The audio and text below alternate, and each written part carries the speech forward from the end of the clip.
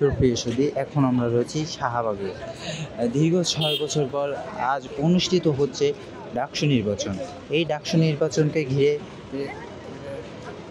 Dhaka university এলাকায় চলছে কড়া নিরাপত্তা। কড়া নিরাপত্তার মাঝখান দিয়ে যে সকল শিক্ষার্থীদের কার্ড আছে এবং শুধুমাত্র সেই সকল শিক্ষার্থীদের এখান থেকে যাওয়ার নির্দেশনা দিচ্ছে আইন শৃঙ্খলা বাহিনী এবং ঢাকা ইউনিভার্সিটির সকল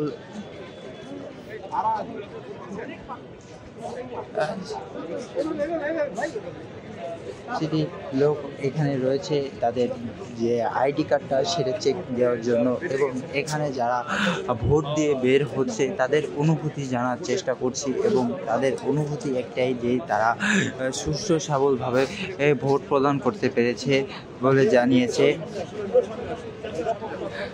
কিন্তু তারা এখানে কিন্তু আইন শৃঙ্খলা বাহিনী কড়া নিরাপত্তায় রেখেছে।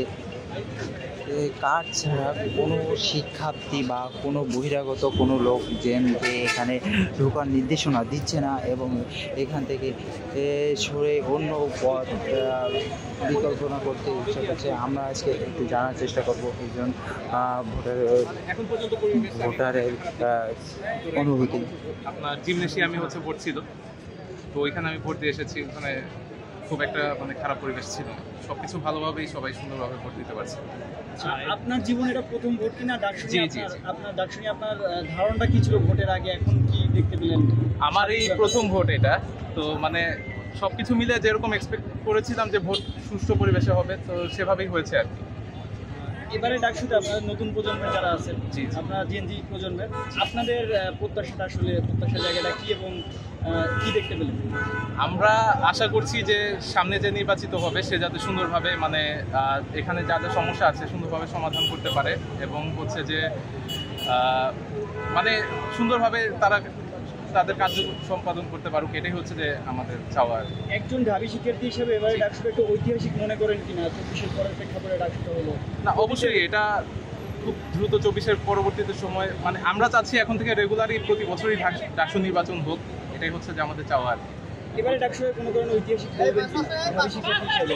অতীতের ডাকসুর ইতিহাস যেটুকু জানেন সেই জায়গা থেকে। অতীতের ব্যাপারে আমার খুব একটা এই ব্যাপারে জানা নেই, তো আমার কাছে মনে হচ্ছে যে এখনকার পরিস্থিতি বেশ ভালো আছে। ঠিক আছে, থ্যাংক ইউ।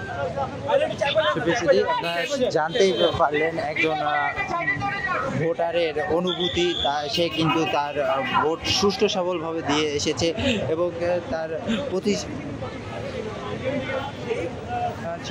প্রতিশ্রুতিও রয়েছে যে সে এবার ডাকসু নির্বাচনে প্রথম ভোট প্রদান করছে। এর গত 6 বছর আগে যে নির্বাচন হয়েছে তার প্রতি কোনো ধারণা নেই বলে সে জানিয়েছে।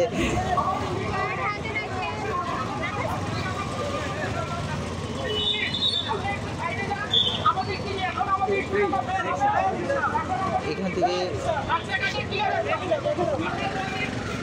কার্ড ছাড়া যে সকল শিক্ষার্থীরা এখানে বা সাধারণ লোক এখানে আসছে তাদের বিকল্প পথ অবলম্বন করার জন্য আইন শৃঙ্খলা বাহিনীরা